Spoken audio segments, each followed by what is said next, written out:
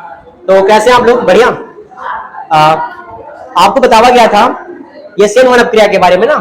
आज लोग सीखने वाले हैं S1 SN अपक्रिया के प्रकार। ठीक, तो SN अपक्रिया दो प्रकार का होता है, पता आपको ना।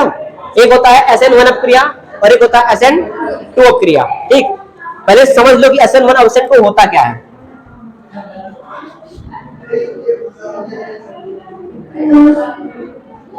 देखो,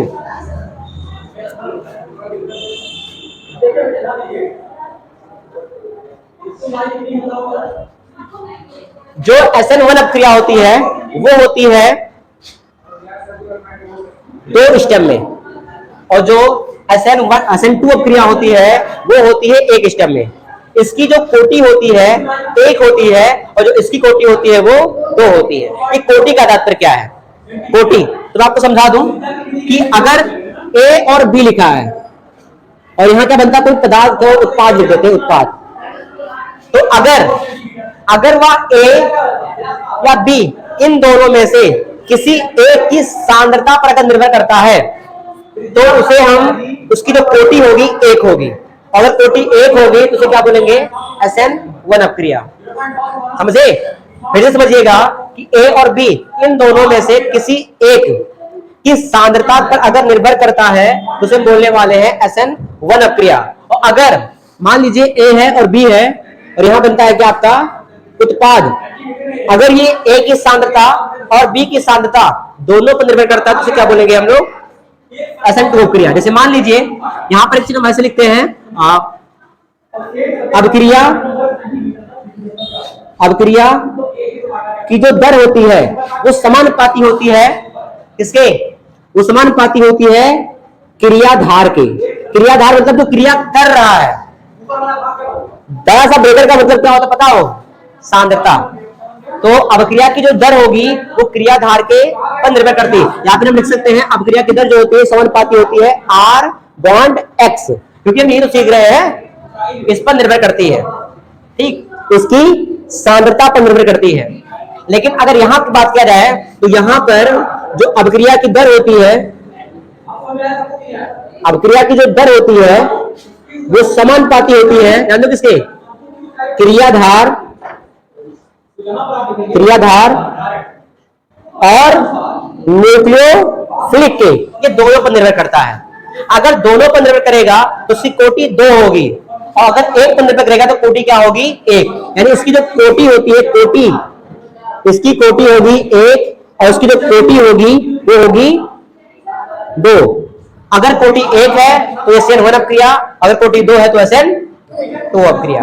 तो आज हम लोग सीखने वाले हैं SN1 अपक्रिया के बारे में। SN अपक्रिया होता क्या है, इसका क्या मैकेनिज्म है, इसका क्रिया विधि, सारी चीज सीखने वाले। एक मैं आपको बता दूं कि जो SN1 अपक्रिया होता है, अगर थर्ड डिग्री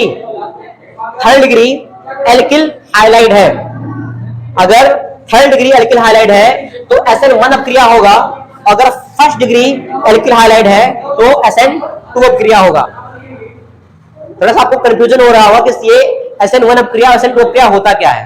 मैं आपको बता दूं कि अगर एक कार्बन तीन कार्बन से जुड़ा है, अगर एक कार्बन तीन कार्बन से जुड़ा है, अगर वो वाला कार्बन किसी X से जुड़ा है, X for fluorine, chlorine, bromine और आयोडीन, अगर एक कार्बन तीन कार्बन से जुड़ा है और उससे कोई X जुड़ा है तो उसे बोलेंगे थर्ड डिग्री एल्किल हाइलाइड। क्या बोलेंगे?